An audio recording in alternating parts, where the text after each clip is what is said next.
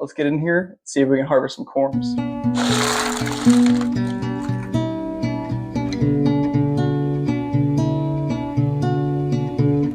I'm just kind of patting the roots here, letting the rocks fall off.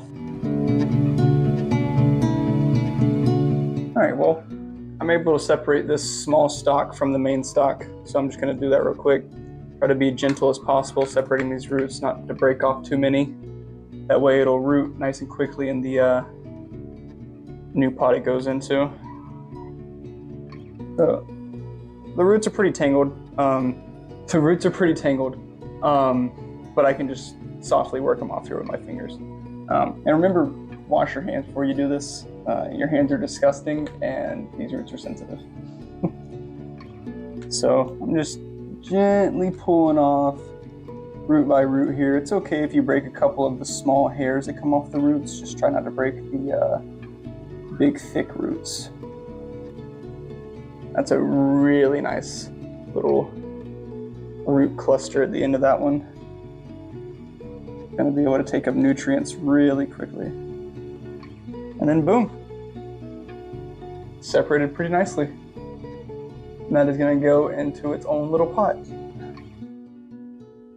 And I got to kind of do this quick because I don't want it to dry out.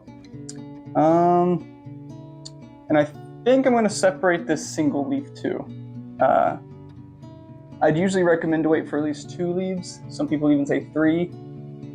I'm going to do the single leaf because I have confidence with the amount of roots I see coming off of here that it will be able to adapt quick enough. So just made the initial snap there. Now I'm going to do the same thing with this I did with that. Boom. That one was even easier. So I'll get that potted up. And I'm going to leave this newest little sprout here. No reason to take that off right now.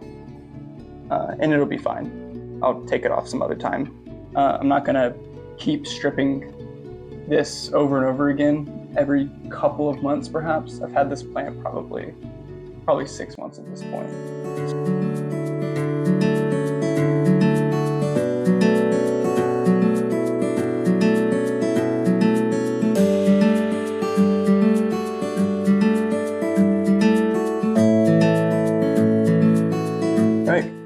Just like when you take your car apart, there's always extra screws left over when you're done.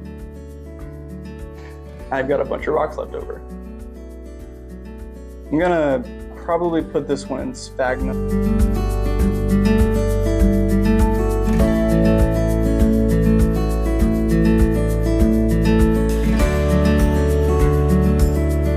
All right, there we go.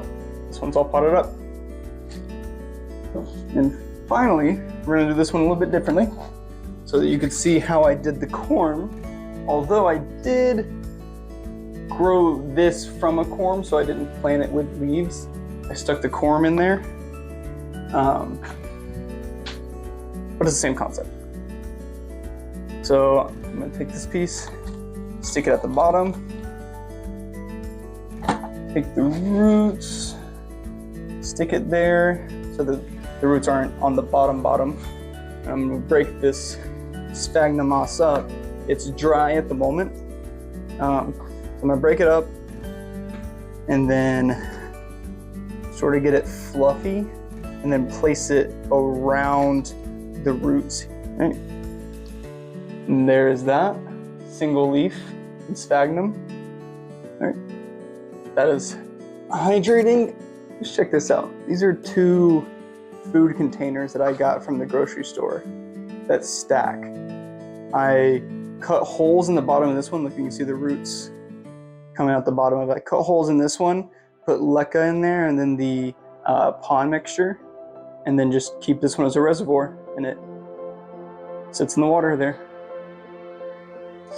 So this one has something sprouting out of it, which I assume was a corm, which is now sprouting. So we're going to go ahead and see if it's more of a corm or more of a sprout. Because if it's more of a sprout, I'll just leave it in there and let it sprout. If it's more of a corm, I'll take it out and treat it as a corm. So, and then bada bing, Bada boom. Oh, we got roots in the bottom. So the roots come out the bottom, it's gonna hang on a little bit more. You can try to, oh wow, there's a lot there. There's quite a bit of roots coming out the bottom. So instead of completely undoing this, I'm gonna dig from the top and see if I can get to this corm from the top.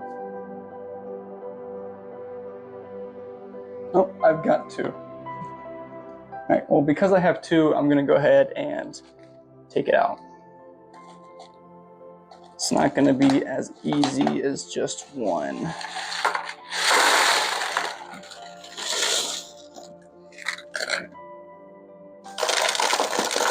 Repeat the same process.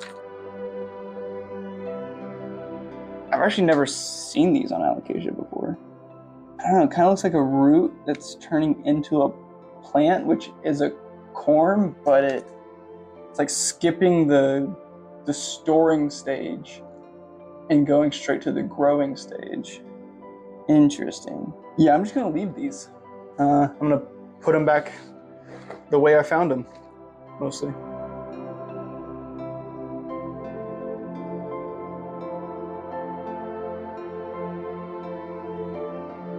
That is back in there, and we did not make any changes to it. 6 months ago, I started with 1 alocasia frydek, turned it into 5 alocasia frydeks, and now we have 2 more.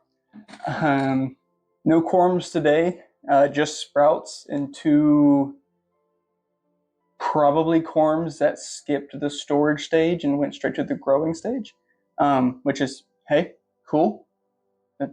Makes it a lot easier for me. Let me know in the comments if you think this helps you level up your alocasia frydek care game.